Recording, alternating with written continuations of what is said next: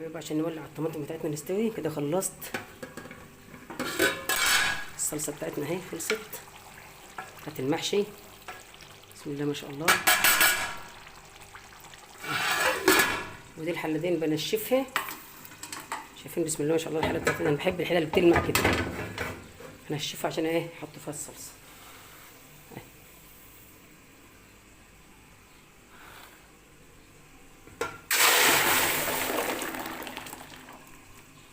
يلا، السلام عليكم ورحمه الله وبركاته. صباح الخير، صباح الفل عليكم. يلا حبايبي عشان نشوف احنا نعمل ايه النهارده. طبعا انا حطيت حله ميه هي، وحطيت الملح ماشي.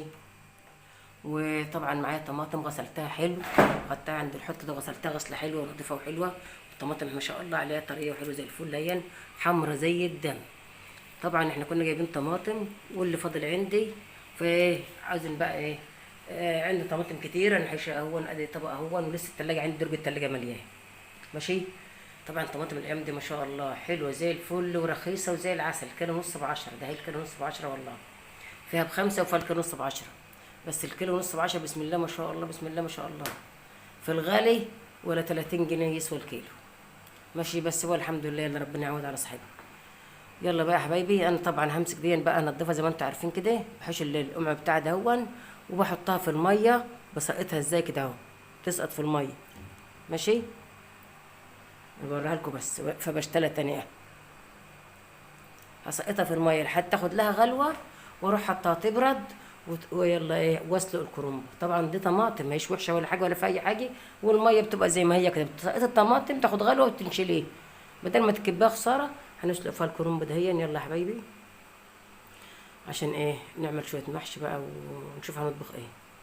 نسلق يا حبايبي. مسحت الكرنبه، مبهدلتش فيها كتير يعني ماشي، مبهدلش في الكرنبه كتير. والله الكرنب ده ب20 جنيه. يلا ربنا يبارك في الكرنب بتاعنا، يطلع اللي احنا زارعينه على السطح اهي. حشت منها الورقتين اللي بره وفتحت قلبها من جوه اهي، حشت اللي جواها. هنحطها كده في الميه مش فيها حاجه.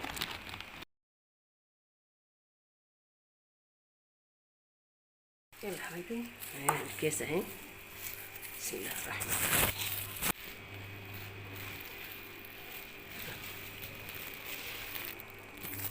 بكره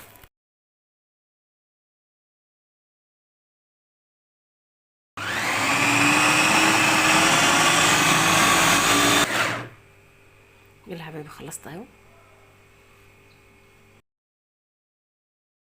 يلا يا حبايبي انا عملت البصل في الكبه اهو، غسلتها وكفتها منها لما تنشف اطوقها وعينها. وعملت التوم ماشي، ده اللي انا قشرته وعملتهم وحطهم.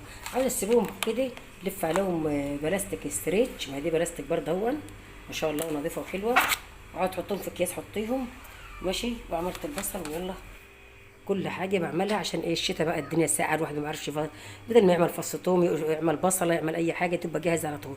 دخل عليك اي حد في ظروفك تهون مستعجله في ثواني، هلف عليه اكياس او حطه عند زي ما هم.